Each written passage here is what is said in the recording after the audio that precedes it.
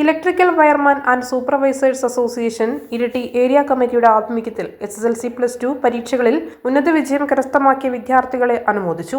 CITU Iritty area committee ഓഫീസിൽ DYFI area secretary Binoy master ചടങ്ങ് ഉദ്ഘാടനം ചെയ്തു.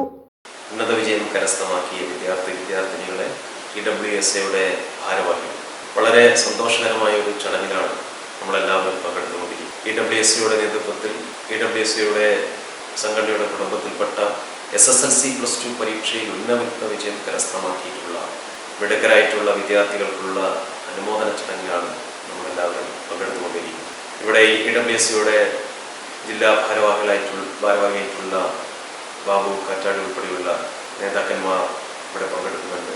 വിദ്യാർത്ഥികളായിട്ടുള്ള വിജയികളായിട്ടുള്ള നമ്മുടെ കുട്ടികൾ നമ്മുടെ ഓരോരുത്തർക്കും നമ്മുടെ കുടുംബത്തിനും നമ്മുടെ സമൂഹത്തിനും അഭിമാനകരമായ നേട്ടമാണ് കൈവരിച്ചത്. എത്രയോ വർഷങ്ങൾക്ക് മുമ്പ് SSLC പരീക്ഷ എന്ന് പറയുന്ന ജീവിതത്തിലെ ഏറ്റവും പ്രധാനപ്പെട്ട ഒരു കടമ്പ കടക്കുന്നതിന് വേണ്ടി വലിയ അധ്വാനവും ത്യാഗവും അതോടൊപ്പം അതിശക്തമായ രീതിയിൽ ആ പരീക്ഷ കടന്നു മുന്നോട്ട് പോകാനുള്ള വലിയ പ്രയാസങ്ങളും ഒരു കാലഘട്ടം നമുക്ക് മുന്നിലുണ്ടായി.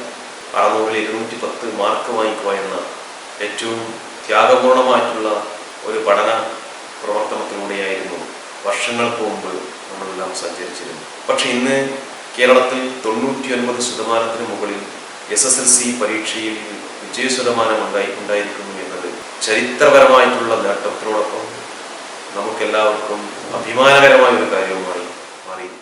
Iritty area secretary N. Ranjith സ്വാഗതം പറഞ്ഞ ചടങ്ങിൽ ഏരിയ പ്രസിഡന്റ് അധ്യക്ഷത വഹിച്ചു. ജില്ലാ സെക്രട്ടറി ബാബു കാറ്റാടി വിദ്യാർത്ഥികളെ അനുമോദിച്ചു.